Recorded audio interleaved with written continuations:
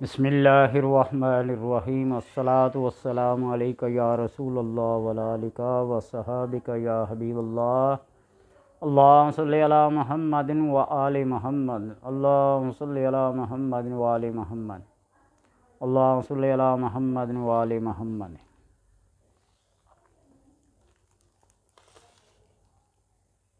زین للناس حب الشہوات۔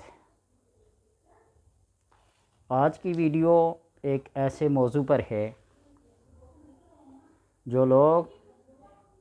دنیاوی خواہشات سے منہ موڑنا چاہتے ہیں، ان کو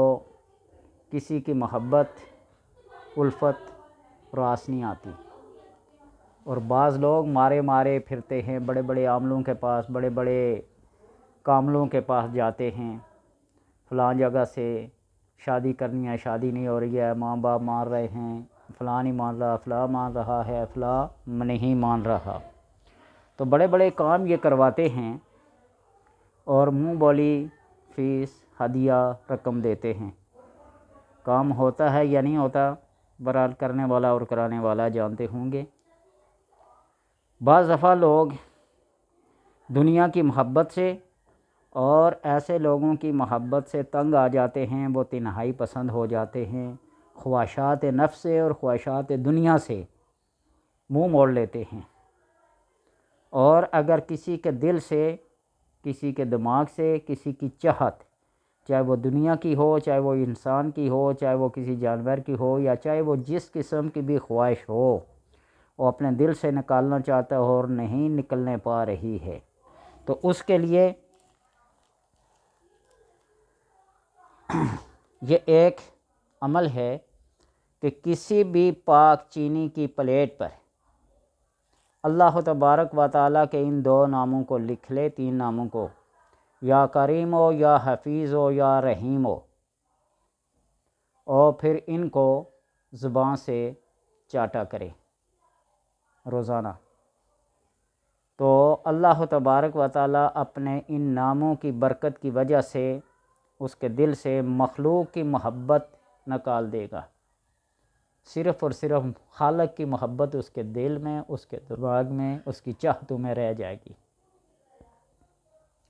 انما اموالکم و اولادکم فتنۃ، تمہارے مال اور تمہاری اولاد تمہارے لیے فتنہ ہیں، اور اگر اس فتنے سے جان چھوڑانا چاہتا ہے جو اللہ تبارک و تعالیٰ کی یاد سے اسے غافل کر رہی ہوں، ایسی یادوں سے اپنے دل کو، اپنے دماغ کو پاک اور صاف کرنا چاہتا ہے، تو یا کریم ہو، یا حفیظ ہو، یا رحیم ہو، کسی چینی کی پلیٹ پر پاک صاف برتن پر لکھ کر اس کو روزانہ اپنی زبان سے چاٹا کرے، تو اللہ تبارک و تعالیٰ مخلوق کی، دنیا کی محبت اسے دل سے نکال دے گا۔ یا الیوم ننساہم کما نسیتم لقاء یوم القیامہ، الیوم ننساہم کما نسیتم، یہ آیت بھی لکھ کر اس کو گول کر پی لیا کرے یا اس کا ورد کیا کرے، تو اللہ تبارک و تعالیٰ دنیا اور دنیا کی ہر چیز کی محبت اس کے دل سے نکل جائے گی۔ جب دل میں اللہ تبارک و تعالیٰ کی محبت ہو، صرف اور صرف خالق کی محبت ہو، تو مخلوق خود بخود اس سے پیار کرنے لگتی ہے، اور جب انسان خالق کو چھوڑ کر مخلوق سے، دنیا سے اور دنیا کی چیزوں سے محبت کرنے لگ جاتا ہے، تو اللہ تبارک و تعالیٰ پھر اس کو اپنے دل سے نکال دیتا ہے،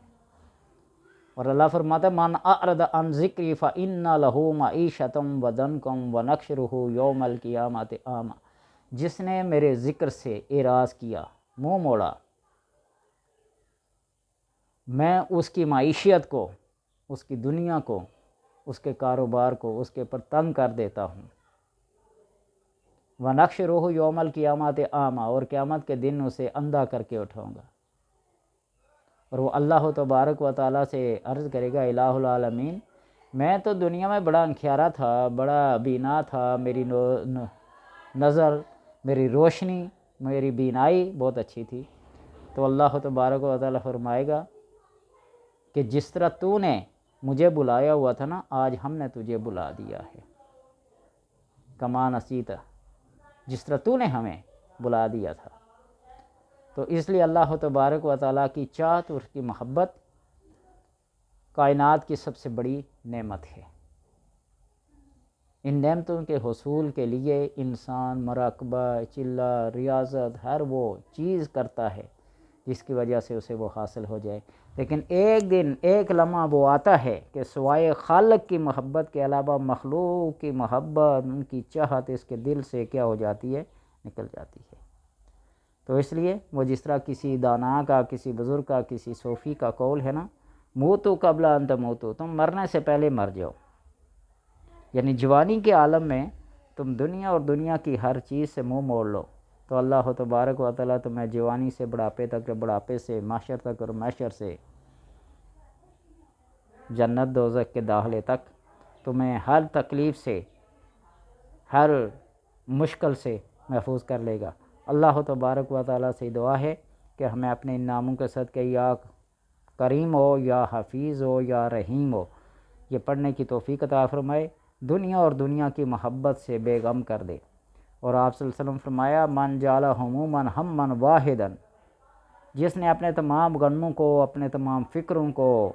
ایک ہی فکر، وہ ہے فکر آخرت، بنا کر چلا، تو اللہ تبارک و تعالیٰ دنیا کے سارے غم اور رنج اسے دور کر دیتا ہے۔ اللہ سے دعا ہے کہ عمل کی توفیق دے۔